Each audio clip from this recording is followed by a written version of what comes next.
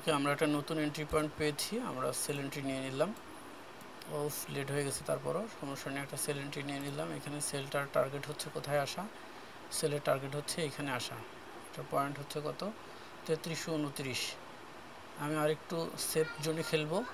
3329, 541, 600, 3329, 600, 3329, 600-তে আমি টিপি নিয়ে নেবো। হ্যাঁ, পেন্ডিং ওপেন।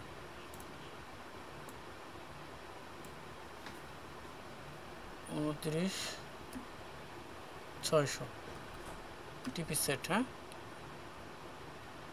এইটা কি করলাম, 29 না, 3330। ঠিক আছে, ডান। এবার আমি এখানে আর একটা এন্ট্রি নেব। কেন নিচ্ছি এটা আমি বলবো না, আমি আমার পার্সোনাল ফ্যাসিলিটির জন্য আমি নিচ্ছি। ও শিট, ইনসাফিসিয়েন্ট পজিশন, ফান্ড। ও সরি, আমার ব্যালেন্স কম আছে, তো সমস্যা নেই, আমি এটাকে 3 করে নিচ্ছি। এখানে মনে হয় এইচএমআর পিরিয়ড চলে আসছে।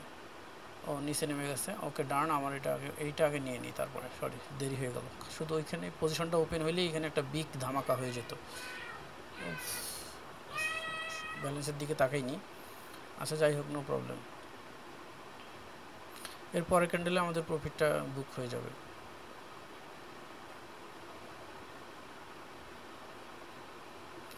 আচ্ছা, এখানে কি আমার এইচএমআর পিরিয়ডগুলো কি চার এইচএমআর পিরিয়ড অন করা আছে, তারপরে দেখাইলো না কেন? ওকে, নো প্রবলেম।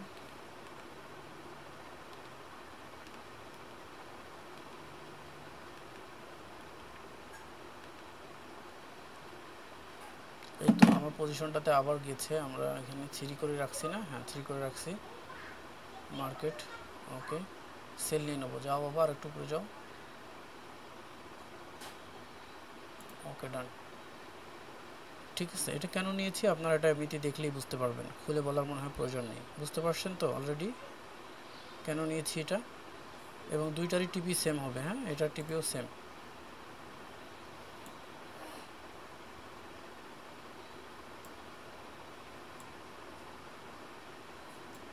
কত জানি ছিল এটার, 3330,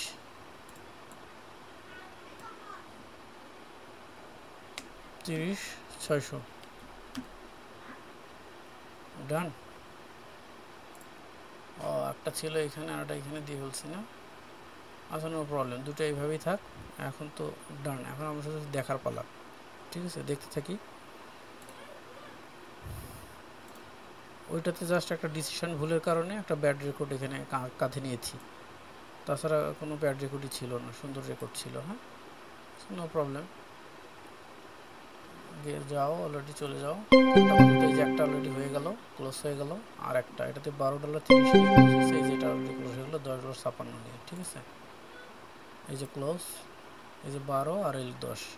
ঠিক আছে, দেখছেন ধামাকা? কেন নিচ্ছিলাম এখন বুঝতে পারছেন?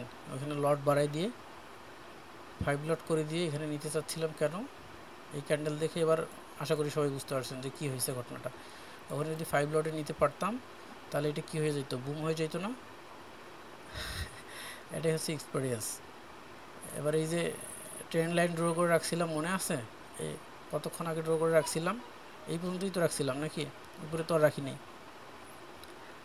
তো এটাই হচ্ছে এক্সপিরিয়েন্স, যে কাজ করতে করতে এক্সপিরিয়েন্স হয়ে যাবে। ঠিক আছে, 5 লট যেটা নিতে যাচ্ছিলাম, ব্যালেন্স স্বল্পটা করে নিতে পারলাম না। নিতে পারলে এখন এতক্ষণে কিন্তু বুম হয়ে যেত। যেটা ড্র করে রাখছিলাম ওই পর্যন্তই কিন্তু। এবার যদি এখান থেকে ড্র করা শুরু করি, এখানে একটা লেয়ার তৈরি হোক, তারপরে ড্র করে দিয়ে দিব। পরে দেখবেন যে পরের লেয়ারেই হিট করবে। এই যে দেখেন, টিপি 1 হিট। ঠিক আছে, এইবার যদি আমরা এটাকে স্টেজ দেখি, এই সাপোর্ট রেজিস্ট্যান্স স্টেজেই কিন্তু মার্কেট কতক্ষণ পর্যন্ত চলবে আমরা যদি দেখার চেষ্টা করি। এই ফরেক্স সেক্টরিতে যাই, তাহলে আমরা দেখতে পাবো এখানে এই আছে না, এই 6টা পর্যন্ত চলবে, কিন্তু এই লেয়ারেই চলবে। এই যে লেয়ার ড্র করে রাখছি, এই যে লেয়ারটুকু এর মধ্যেই চলবে। ঠিক আছে, 6টা পর্যন্ত। Best of luck.